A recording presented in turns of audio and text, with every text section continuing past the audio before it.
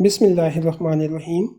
السلام علیکم محترم ناظرین، آپ نے قیامت اور قرب قیامت کی نشانیوں کے بارے میں تو سن رکھا ہوگا، لیکن کیا آپ جانتے ہیں کہ قرب قیامت کی نشانیوں میں سے ایک اور نشانی یہ بھی ہے کہ کوئی بدبخت شخص خانہ کعبہ پر حملہ کرے گا اور شاعر اللہ یعنی اللہ کی نشانی کعبہ کو گرا دے گا۔ اس نشانی کا ذکر ہمیں نبی اکرم صلی اللہ علیہ وآلہ وسلم کی حدیث مبارکہ سے ملتا ہے۔ آج کی اس ویڈیو میں ہم حدیث نبی صلی اللہ علیہ وآلہ وسلم کی روشنی میں بتائیں گے کہ کعبہ کو گرانے والا شخص کون ہوگا، کس نسل سے ہوگا اور اس بدبخت آدمی کا ساتھ کون کون دے گا۔ ناظرین گرامی، بے شک کعبۃ اللہ بے شمار فضیلتوں کا مالک ہے۔ جب تک یہ قائم ہے دنیا باقی ہے، جب اس کو گرا دیا جائے گا تو دنیا تباہ و برباد ہو جائے گی اور قیامت برپا ہو جائے گی۔ قرب قیامت میں ایک بدبخت حبشی خانہ کعبہ کو گرا دے گا، جس کے بعد قیامت قائم ہو جائے گی۔ اسے آخری زمانے میں ایک کالا حبشی شخص منہدم کر دے گا، جس کا نام 2 چھوٹی پنڈلیوں والا ہوگا۔ اس کا یہ نام اس کی پنڈلیوں کے چھوٹے اور باریک ہونے کی وجہ سے ہوگا۔ وہ کعبہ کو ایک ایک پتھر کو گرا دے گا، اس کے علاوہ غلاف کو اتار دے گا اور اس کے زیورات کو لوٹ لے گا۔ اور اس کا ذکر ہمیں بہت سی احادیث سے ملتا ہے۔ حضرت عبداللہ بن عمر رضی اللہ تعالی عنہ سے روایت ہے کہ نبی اکرم صلی اللہ علیہ وآلہ وسلم نے فرمایا، اہل حبشہ کو چھوڑے رہو جب تک وہ تمہیں چھوڑے ہوئے ہیں، کیونکہ کعبہ کے خزانے کو سوائے حبشی کے کوئی اور نہیں نکالے گا۔ ایک اور جگہ آپ صلی اللہ علیہ وآلہ وسلم نے فرمایا کہ چھوٹی پنڈلیوں والا ایک حبشی خانہ کعبہ کو گرا دے گا، جبکہ بخاری شریف میں یہ بھی ہے کہ گویا میں اسے دیکھ رہا ہوں کہ وہ کالا اور چوڑی ٹانگوں والا ہے، کعبہ کے پتھر اکھاڑ اکھاڑ کر پھینک رہا ہے۔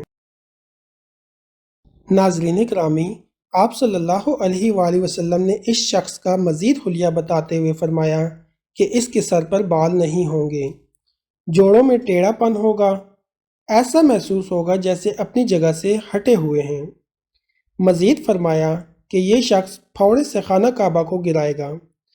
نبی اکرم صلی اللہ علیہ وآلہ وسلم نے اپنے ایک ارشاد میں فرمایا کہ ایک وقت آئے گا جب اس گھر کی حرمت کو اس میں رہنے والے ہی پامال کر دیں گے۔ حضرت ابو ہریرہ رضی اللہ تعالی عنہ سے روایت ہے کہ رسول اللہ صلی اللہ علیہ وآلہ وسلم نے فرمایا کہ ایک شخص جس سے مراد امام مہدی ہے، ان کی حجر اسود اور مقام ابراہیم کے درمیان بیعت کی جائے گی۔ اس گھر کی حرمت کو اس کے رہنے والے ہی پامال کر دیں گے، اور جب ایسا ہوگا تو پھر عربوں کی ہلاکت اور بربادی کے بارے میں پوچھا نہ جائے گا۔ پھر حبشہ سے ایک لشکر آئے گا جو کعبہ کو تباہ و برباد کر دے گا۔ اس تباہی کے بعد پھر اللہ کا یہ گھر کبھی آباد نہ ہو سکے گا۔ یہی لوگ اس کا خزانہ بھی نکال کر لے جائیں گے۔ اس حدیث کو سمجھنے کے لیے ہمیں کچھ تاریخ کے اوراق کو کھنگالنا پڑے گا، کیونکہ اصحاب فیل کے زمانے میں مکہ والے کافر تو تھے مگر بیت اللہ کی تعظیم کرتے تھے اور اس کی حرمت پامال نہیں کرتے تھے۔ اسی لیے اللہ تعالیٰ نے کعبہ کو ابرہہ اور اس کے لشکر سے بچا لیا۔ جہاں تک حبشی کا معاملہ ہے تو وہ کعبہ کو گرانے میں اس وقت کامیاب ہو سکے گا جب مقامی لوگ بھی کعبہ کی حرمت کو پامال کرنا شروع کر دیں گے اور اس کی حرمت کا پاس نہیں کریں گے۔ جب وہ بیت اللہ کی خدمت اور اہتمام سے پہلو تہی کریں گے تو اللہ تعالیٰ ان کی مدد سے ہاتھ کھینچ لے گا۔ یہ احادیث مبارکہ اس بات کی دلیل ہے کہ اللہ تعالیٰ نے اپنے محبوب محمد مصطفیٰ صلی اللہ علیہ وآلہ وسلم کو آنے والے حالات کا علم عطا فرما دیا تھا، اور بے شک ان پر یہ اللہ کی خاص رحمت ہے۔ یہ بھی معلوم ہوا کہ اللہ تعالیٰ نے ہمارے نبی کرم صلی اللہ علیہ وآلہ وسلم کو بے شمار علوم عطا کیے ہیں جن کا ادراک ہمارا چھوٹا سا ذہن کبھی نہیں کر سکتا۔ جو زبان مصطفیٰ صلی اللہ علیہ وآلہ وسلم سے ادا ہو گیا وہ ہو کر ہی رہے گا۔ یاد رہے کہ اللہ تعالیٰ کے علم کے سمندر کے مقابلے میں نبی اکرم صلی اللہ علیہ وآلہ وسلم کا علم ایک قطرہ ہے، مگر یہ قطرہ تمام مخلوق کے لیے ایک سمندر ہے۔ یعنی ہم نبی اکرم صلی اللہ علیہ وآلہ وسلم کے علم کا احاطہ نہیں کر سکتے، تو سوچئے کہ اس خالق کائنات کے علم کی وسعتوں کو کیا جان سکیں گے۔ حضور اکرم صلی اللہ علیہ وآلہ وسلم نے ہمیں پچھلی امتوں کے بیانات کے ساتھ ساتھ آئندہ پیش آنے والے واقعات کا بھی کثرت سے بتا دیا ہے، اور ان واقعات میں سے بیشتر پورے ہو چکے ہیں۔ نبی اکرم صلی اللہ علیہ وآلہ وسلم کی ولادت باسعادت سے صرف 50 یا 55 دن قبل مکہ مکرمہ میں عظیم الشان واقعہ رونما ہوا، جسے تاریخ کے اوراق میں واقعہ اصحاب فیل کے نام سے یاد رکھا گیا ہے۔ 570 یا 571 میں یمن کا بادشاہ ابرہہ ہاتھیوں کی فوج لے کر کعبہ ڈھانے کے لیے مکہ پر حملہ آور ہوا، جس کے ہمراہ 60,000 فوج اور کئی ہاتھی بھی تھے۔ اس کا سبب یہ تھا کہ 6 صدی عیسوی کی ابتدا میں نجران میں یمن کے مشترک حکمرانوں نے عیسائیوں پر جو ظلم و ستم کیے، اس کا بدلہ لینے کے لیے حبش کی عیسائی سلطنت نے یمن پر حملہ کر کے وہاں کی حکومت کا خاتمہ کر کے پورے علاقے پر اپنی حکومت قائم کر لی۔ اس فوج کا سپہ سالار ابرہہ تھا، جو رفتہ رفتہ اس خطے کا خود مختار بادشاہ بن گیا۔ اس کا مشن عربوں کی اجارہ داری کا خاتمہ کرنا تھا، نیز عربوں کی تجارت کو ختم کرنا اور عرب میں عیسائیت پھیلانا بھی اس کے اولین عزائم میں شامل تھا۔ اپنے اسی مشن کی تکمیل کی خاطر ابرہہ نے یمن کے دارالسلطنت صنعا میں ایک بہت ہی شاندار اور عالی شان گرجا گھر بنایا، جسے مورخین نے القلس کہا ہے۔ ابرہہ یہ کوشش کرنے لگا کہ عرب کے لوگ بجائے خانہ کعبہ کے یمن آ کر اس گرجا گھر کا حج کیا کریں۔ حافظ ابن کثیر کے بقول ابرہہ نے اپنی اس خواہش کا نہ صرف علی اعلان اظہار کیا، بلکہ منادی بھی کرا دی کہ عربوں کا رخ اس گرجا گھر کی طرف موڑے بغیر نہ رہوں گا۔ جب مکہ والوں کو یہ معلوم ہوا تو قبیلہ کنانہ کا ایک شخص غیظ و غضب میں جل بن کر یمن گیا اور وہاں ابرہہ کے اس بڑے گرجا گھر میں پاخانہ کر کے اس کو نجاست سے غلیظ اور گندا کر دیا۔ جب ابرہہ کو اس واقعے کی خبر ہوئی تو وہ طیش میں آپے سے باہر ہو گیا اور خانہ کعبہ کو ڈھانے تک چین سے نہ بیٹھنے کی قسم کھا لی، اور اس مقصد کو فوری پورا کرنے کے لیے 60,000 کی فوج لے کر، جس میں ہاتھی بھی شامل تھے، مکہ پر حملے کی خاطر روانہ ہو پڑا۔ مکہ سے 3 کوس دور المخمس نامی مقام ابرہہ نے اپنے ہر اول دستے کو مکہ کی طرف بڑھنے کا حکم دیا، اور اس کی فوج کا اگلا دستہ اہل مکہ کے تمام اونٹوں اور دوسرے مویشیوں کو لوٹ مار کر کے چھین لایا۔ اس میں 200 یا 400 اونٹ رسول اللہ صلی اللہ علیہ وآلہ وسلم کے دادا جناب سیدنا عبد المطلب کے بھی تھے۔ لوٹ مار کے بعد ابرہہ نے ایک قاصد کو مکہ بھیجا اور اس کے ذریعے پیغام دیا کہ میں تم سے لڑنے نہیں آیا ہوں، بلکہ اس گھر یعنی خانہ کعبہ کو ڈھانے آیا ہوں۔ اگر تم نہ لڑو تو میں تمہارے مال و جان سے کوئی واسطہ نہ رکھوں گا۔ سیدنا عبد المطلب کو اس واقعے سے بڑا رنج پہنچا، اور چونکہ آپ اس وقت مکہ مکرمہ کے سب سے بڑے سردار تھے، چنانچہ اس معاملے میں گفتگو کرنے کے لیے ایلچی کے ہمراہ ابرہہ کے لشکر میں تشریف لے گئے۔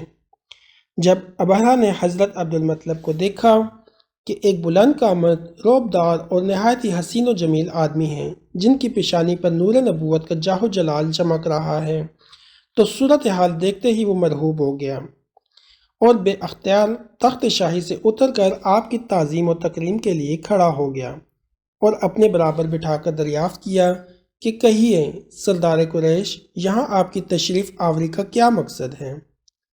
حضرت عبد المطلب نے جواب دیا کہ ہمارے اونٹ اور بکریاں وغیرہ جو تمہارے لشکر کے سپاہی ہانک کر لائے ہیں، ان سب مویشیوں کو ہمارے سپرد کر دو۔ یہ سن کر ابرہہ نے کہا، اے سردار قریش، میں تو آپ کے کعبہ کو توڑ پھوڑ کر برباد کرنے کے لیے آیا ہوں، آپ نے اس بارے میں کوئی گفتگو نہیں کی۔ جناب عبد المطلب نے کہا کہ کعبہ میرا گھر نہیں ہے، بلکہ وہ خدا کا گھر ہے، وہ خود اپنے گھر کو بچا لے گا۔ سیدنا عبد المطلب تمام اونٹوں اور بکریوں کو ساتھ لے کر اپنے گھر چلے آئے، اور مکہ والوں سے فرمایا کہ تم لوگ اپنے اپنے مال مویشیوں کو لے کر مکہ سے باہر نکل جاؤ، اور پہاڑوں کی چوٹیوں اور دروں میں چھپ کر پناہ لے لو۔ مکہ والوں سے یہ کہہ کر آپ خود اپنے خاندان کے چند افراد کو ساتھ لے کر خانہ کعبہ میں گئے، اور دروازے کا حلقہ پکڑ کر انتہائی بے قراری اور گریہ وزاری کے ساتھ بارگاہ پروردگار میں اس طرح دعا مانگی، آپ کی مانگی گئی دعا تاریخ میں اشعار کی صورت میں زندہ و جاوید ہے۔ سیدنا عبد المطلب نے دعا مانگی اور اپنے خاندان والوں کو ساتھ لے کر پہاڑ کی چوٹی پر چڑھ گئے اور خدا کی قدرت و معجزے کا انتظار کرنے لگے۔ دوسرے روز جب ابرہہ اپنے لشکر جرار اور ہاتھیوں کے قطار کے ساتھ آگے بڑھا اور مزدلفہ اور منی کے درمیان وادی محسب کے مقام محصر میں پہنچا تو اس کا اپنا ذاتی سب سے بڑا ہاتھی جس کا نام محمود تھا ایک دم بیٹھ گیا۔ ہر چند مارا مگر ہاتھی نہیں اٹھا اور نہ آگے بڑھا۔ اسی حال میں قہر الہی ابابیلوں کی شکل میں نمودار ہوا اور ننھے ننھے پرندے جھنڈ کے جھنڈ کی جن کی چونچ اور پنجوں میں تین تین کنکریاں تھیں سمندر کی جانب سے حرم کعبہ کی طرف آنے لگے۔ ابابیلوں کے ان لشکروں نے ابرہہ کی فوج پر اس زور و شور سے سنگباری شروع کر دی کہ آن کی آن میں ابرہہ کے لشکر اور اس کے ہاتھیوں کے پرخچے اڑ گئے۔ ابابیلوں کی سنگباری خداوند قہار و جبار کے قہر و غضب کی ایسی مار تھی کہ جب کوئی کنکری کسی ہاتھی سوار کے سر پر پڑتی تو وہ اس آدمی کے بدن کو چیرتی ہوئی ہاتھی کے بدن سے پار ہو جاتی تھی۔